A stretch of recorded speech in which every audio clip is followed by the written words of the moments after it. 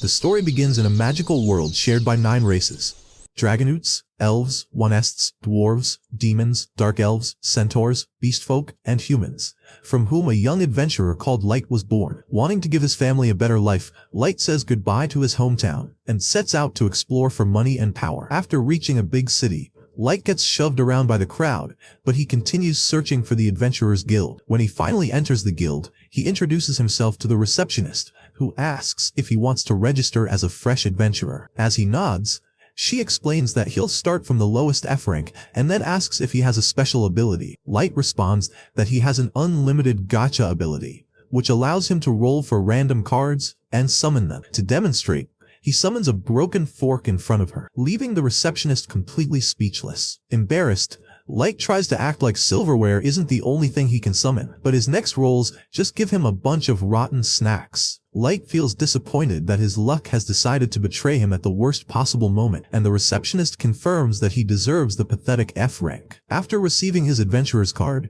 he asks her for some quests, and she tells him to check the guild's job board. At the mention of job posts, Light looks awkward, and the receptionist quickly realizes that he can't even read the board. Feeling pity for her uneducated fellow human, she kindly reads out the job posts for him. Feeling excited to finally earn some real money, Light happily accepts the boring tasks. After a full day of hard work, he finally earns enough money to rent a room. However, a gang of beastfolk knocks him down and starts bullying him as their leader picks up his hard-earned money. Light begs him to have mercy, but the cruel wolfman only laughs before knocking him back with a hard uppercut. The wolfman taunts Light for begging for spare change and coldly leaves with his laughing gang. Even the surrounding crowd ignores Light while he lies on the ground, until a kind elf helps him up. Light gets surprised by the many adventurers surrounding him and backs down in shock. Seeing how frightened he is, the elf hugs him to comfort him, even as the passers-by mock her. Shocked that a pretty elf would get dirty for his sake, Light allows her to help him stand. The adventurers then introduce themselves as members of the Concord of Tribes. A beastman named Geru explains that each member represents one of the 9 races, and the elf introduces herself as Sasha. She introduces the rest of her companions: Drago, Diablo, Obero, Nano, Sion, and Santor. With 8 of the 9 races already represented, Light learns that the Concord is searching for a human member to complete their unity of all races in the world. As Geru reaches out his hand to invite him, Light feels stunned that someone actually needs his help, then happily accepts the invitation. Soon, Light begins exploring a cave dungeon called the Abyss with his new group. When a huge worm beast tries to attack him, Geru chops it apart before it can hurt him. But another worm sneaks up behind Light, so Sasha quickly takes it down with her bow. She scolds Light for being careless and reminds him that they are exploring the world's most dangerous dungeon, where he could easily die. She sits down and takes care of his wounds. Noticing how she's acting like his mother, the other party members begin teasing Sasha for spoiling Light so much. Blushing furiously, Sasha tries to act like she doesn't care about Light at all, claiming she's just protecting a fellow member. But as the party ignores her weak excuse, Sasha only gets more defensive. Drago steps in and cheers up Light, praising him for making excellent tea for their team. With his spirits lifted, Light follows the group deeper into the dungeon. When the group suddenly stops at a dead end, Light thinks they are about to take a break, so he begins preparing tea. But to his shock, Drago coldly tells him that they don't need the tea, because they're kicking him out of the party. At first, Light thinks it's just a prank, but Drago harshly repeats his words, leaving him stunned. Geru also tells him that he's out, so Light asks why they're dumping him. Geru replies that their group doesn't need him, and Sasha even expresses disgust at his foolishness. Xion and Nano also mock Light for being pathetic, while the demons in the group feel relieved that they can finally get rid of him. Hurt, Light asks why they would be so cruel after all their kindness earlier. That's when Geru reveals that they were just faking their kindness to lure him into their party. Light wonders why such powerful masters would even need him, and Drago explains that it was only because of his special ability. They thought he might be an overpowered maestro, but it turned out his ability was trash. Light protests that his unlimited gacha ability never seemed useful, and Geru mocks him further, saying that as a talentless human, he is just dead weight. Shocked and devastated, Light realizes they were only using him and that it took them this long to finally dump him. Meanwhile, Sasha feels relieved, saying she can now marry her master instead of ending up with the pathetic human boy. Overwhelmed by this shocking betrayal, Light barely has time to react before Drago tells Geru to finish him off. Light suddenly realizes the danger he's in, but as he sees their hostile stares, He understands they plan to kill him to prevent him from ever getting stronger and seeking revenge later. Geru slashes his cheek with his claws, and as Light looks at the blood flowing, the rest of the party watches coldly. Light tries to run, but Sasha shoots an arrow at his leg to prevent him from escaping. Struggling in pain, Light collapses, and Geru takes pleasure in his suffering by kicking him hard in the stomach before brutally beating him. Sasha finally stops him, reminding him that Light's death needs to look like an accident. But Geru only raises his claw for a final strike. As Light desperately crawls, wanting to live, Geru finds joy in watching him struggle. Suddenly, Light's hand presses against a teleportation trap. Drago yells for Geru to kill him before it activates, but it's too late. The trap safely teleports Light away before the Beastman can reach him. When Light wakes up elsewhere in the dungeon, he is still badly injured and thinks that any monster could eat him at this point. As the cold chill of the cave reminds him of his loving family, Light begins to cry. He recalls how kind the Concord had seemed at first, and wonders why they became so cruel, their cold expressions haunting him. He feels anger building up from their betrayal and confusion at how he got caught up with such dangerous people. But his confusion quickly turns into fury as he vows revenge. Light forces himself to his feet, determined to cut down all of them, but suddenly feels a cold gaze behind him. Turning around, he sees a level 1 Orthus beast stalking him. Shocked, Light wonders why such a broken monster would be here, and realizes that the teleportation trap sent him to the deepest level of the abyss. As the Orthus approaches, Light desperately spams his unlimited gacha ability, praying for a miracle. At the last moment, his frantic roll summons a huge magic circle that releases a powerful aura. In disbelief, Light watches as the gacha summons an ancient fairy. Recognizing Light as her master, the mysterious fairy easily chops the monster apart before gracefully landing in front of him. With a flick of her hands, she clears the mess and then humbly kneels before Light, healing all his wounds with her magic. She even apologizes for healing him without permission, saying she couldn't bear to see him injured. Light introduces himself, still in disbelief that he managed to summon the most overpowered fairy in the world. The fairy, captivated by his name, repeats it lovingly before swearing complete loyalty to him. Not knowing who she really is, Light asks for her name. She reveals that she is May, the level 99,999 ever-seeking maid, a super ultra-rare card from his gacha. Light can hardly believe it, saying that his gacha only ever produced junk, and there's no way he pulled such a powerful being. But May insists that he completely deserves her, and begs him to accept her. Seeing her pitiful face, Light finally agrees, and May thanks him tearfully. She then asks to examine his gacha ability, revealing that she has the appraisal skill. With his permission,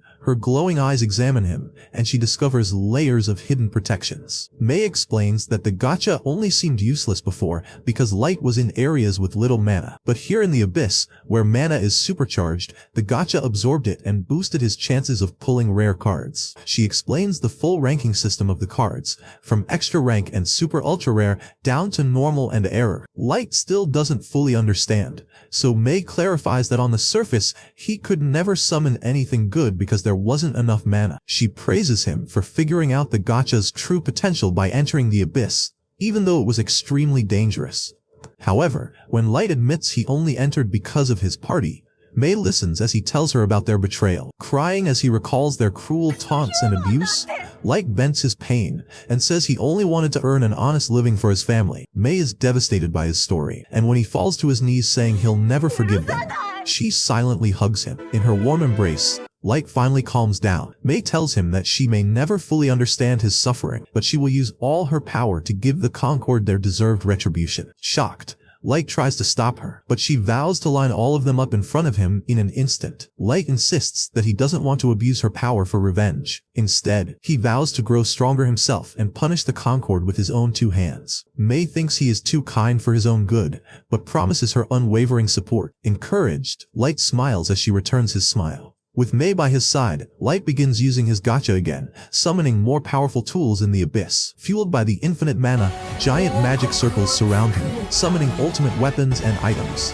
With May watching faithfully at his side, Light begins the first step of his journey, building his empire in the darkness of the abyss, ready to rise stronger than ever before. 3 years have passed since that fateful day, and now Light rules over hundreds of maids inside a grand palace that he built himself. May, as she promised on the day she met him, is always by his side. All the maids seem completely smitten by him, cheering whenever he walks by, their faces lighting up with joy whenever he notices them. While May tries to keep them in line and tells them to behave properly, Light leaves the castle and heads toward the bustling local market. The townspeople immediately recognize him. One of the vendors calls him over for breakfast, while others approach him to complain about a shortage of snack foods in the country. Light smiles and promises to handle the problem soon, but May quickly interrupts, telling him not to concern himself with such trivial matters. She insists that she'll personally ensure the logistics issue is resolved as soon as possible. Listening to her, Light realizes that he will have to create a new logistics system altogether, since the population of his city has grown several-fold over the last 3 years. Curious about his team, he asks May where the rest of his legendary summons are. May replies that Yuki, the beast tamer, is currently busy crafting maps of the areas surrounding the dungeons and scouting the nearby forests for any signs of trouble. Light briefly thinks about all the dangerous monsters that must be roaming through those woods, but knows that none of them would pose a threat to a genius beast tamer like Yuki. May continues, saying that Ellie, the mage, is still hard at work trying to create the complex spells that align with Light's grand plan. Light wonders whether Ellie can truly manage such difficult magic, considering the number of intricate components involved in the spells he asked her to create. He then asks about Naz, the vampire knight, who is excellent at close combat but rather dumb in other areas. May sighs and replies that she assigned Naz to patrol the castle grounds, saying it's the best way to keep her from using her empty brain and getting herself into any kind of trouble. Light laughs softly at that, saying he doesn't really mind her antics. After all, she makes life around the castle far more entertaining. Soon, they return to the castle where Jack, the last of Light's 4 legendary summons, calls out to him, asking if he's ready for some training. May looks slightly annoyed and sternly tells Jack that he should address Light properly as master. But Jack, being the kind of person who doesn't care about such formalities, completely ignores her. Light tells May that it's fine since he considers Jack more like an older brother than a subordinate, and he decides to join him for training. Inside the training grounds, both of them take their stances, and with a sudden burst of speed, Light rushes forward and lands a solid punch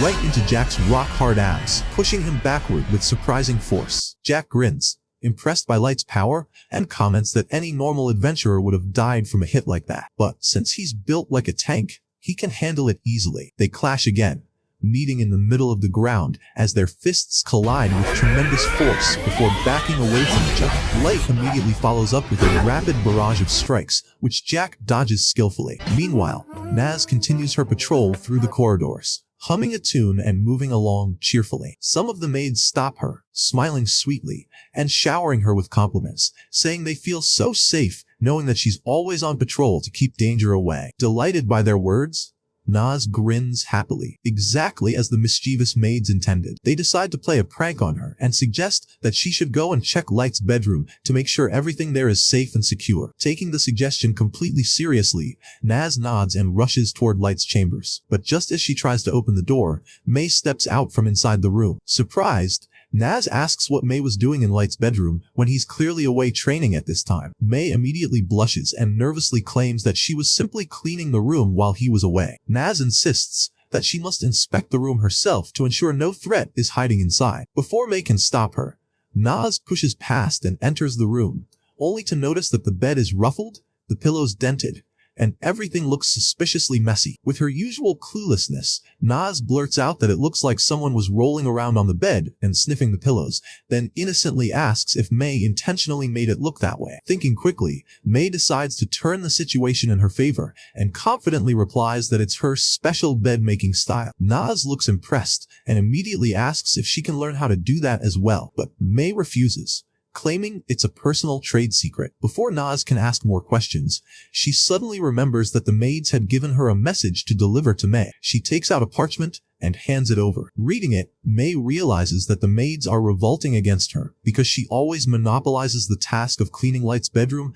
and never lets them do it. Trying to stay composed, May tells Naz not to worry about it and that she'll handle the issue herself. To keep Naz quiet about what just happened, May hands her some spare coins as a bribe. Ecstatic, Naz skips away happily, heading straight to the market to spend her newfound fortune. After looking through various stalls, she finally decides to treat herself to fluffy pancakes and a glass of fresh milk. Feeling pleased, she marches back toward the castle, where she spots Yuki sitting on a high balcony. She asks whether Yuki's work in the forest is done. Clearly exhausted and unimpressed by Naz's childishness, Yuki holds up the completed map and says she's already finished what Mei requested. Naz congratulates her and returns to her patrol, eventually entering the grand throne room. Seeing it empty, she starts yelling and singing loudly, enjoying the echo. Then, feeling playful, she jumps onto the throne itself, pretending to give royal orders. In her carelessness, she accidentally breaks one of the wings off an angel statue beside the throne. Horrified at what she's done and terrified of Mei's wrath, she hurriedly tries to stick the broken piece back in place before bolting out of the room in a panic. Back in the training grounds, Light and Jack continue sparring until Jack decides they should call it a day and go relax. They head to the enormous bathing hall, where they soak in the warm water. Jack praises Light for learning so quickly and says that with his current power, the monsters in the dungeon would be child's play for him, and only a handful of people on the surface could even challenge him now. However, he warns Light that there are still some out there who would destroy him the moment they got the chance. Light's expression darkens as he remembers the betrayal he faced 3 years ago. He clenches his fists and vows that he won't stop until he gets his revenge. Meanwhile, in her chambers, Mei summons the 4 troublesome maids and reads their letter aloud. The maids freeze in fear, unable to speak. They quickly apologize, claiming that the letter was only meant to show support because they know how overworked Mei is. Mei coldly tells them to stop worrying about her work and focus on their own. She denies their request to clean Light's chamber and instead punishes them by ordering them to clean the long hallway leading to the throne room by hand. The maids gasp in horror, protesting that the hallway is too long, but Mei insists they do it, saying it will keep them busy while she's away on a mission with Light. Later, Naz is outside a shop window, staring at a shiny new gauntlet that she desperately wants but can't afford. While she's daydreaming, Ellie appears and asks what she's looking at. Naz points to the gauntlet and then asks Ellie why she's back so soon, since she was supposed to be supervising the new construction project. Ellie smiles and says the construction is going smoothly, so she decided to sneak in a short break. The two soon start bickering, as usual, arguing about who is closer to Light and who is more important to him. Ellie brags that she's directly involved in Light's revenge plan, and even mentions that she recently had a lovely tea evening with him to discuss progress. She adds with a smug smile that the next time they meet, she plans to have a private dinner with him. Naz pouts and says she wants to have tea with Light too, reminding Ellie that she's an expert in close combat and offering her help anytime. Ellie laughs softly and tells her she'll keep that in mind before walking off, leaving Naz to return to her brainless duty. Back at the castle, the 4 maids who were punished start gossiping again, complaining that Mei is no better than the angry little mustache man from Germany. They wonder if they should go behind her back and tell Light everything, but none of them dare to face her wrath. One maid points out that the reason Light seems so attached to Mei is because she was his very first summon. Another adds that it took Light 2 whole months after summoning Mei to finally summon Yuki, meaning the 2 of them were alone together in the dungeon for that entire time. Overcome by jealousy, the maids start rolling on the floor, ranting nonsense, and even trying to perform voodoo magic to make Mei disappear. Unfortunately for them, Mei overhears the commotion and storms into their room. Cornered, the maids panic and apologize frantically, claiming they were just jealous and didn't mean any of it. Mei crosses her arms and tells them to stop letting their fantasies run wild. During those 2 months, she explains, Light was fully focused on mastering every bit of magic and martial arts he could learn. There was no time for anything else. The maids sigh in relief, thinking they're off the hook, but Mei continues, saying she came here thinking she'd been too harsh on them earlier, only to realize she actually wasn't. So she orders them to clean the entire throne room as well, since they apparently have enough free time to waste on nonsense. Completely defeated, the maids obey her orders and begin cleaning, deciding to keep their mouths shut this time. But while dusting near the throne, one of them accidentally knocks off the same angel wing that Naz broke earlier. The piece falls to the floor, and the maids freeze in terror, horrified at what just happened and fearing Mei's reaction. The next morning, Light enters the dungeon, where Naz, Ellie, and Yuki are already waiting for him. He greets them warmly, but Naz and Ellie immediately start bickering as usual. Suddenly, a monster emerges from the shadows. A hellhound. Light freezes instantly, the color draining from his face as he recognizes the creature. Though he knows he's far stronger now, the trauma from 3 years ago still haunts him, and his blood runs cold at the sight of it. His party, however,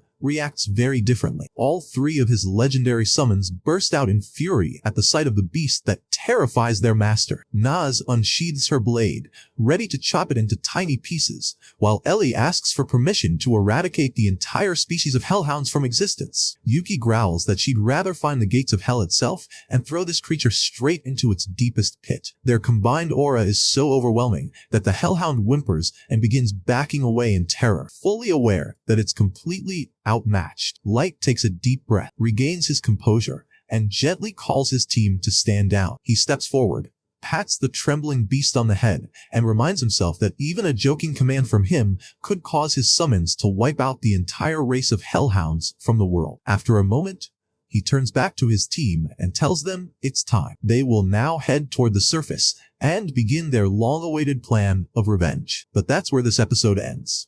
Remember to like and subscribe to the channel. Thanks for watching, and I'll see you next time.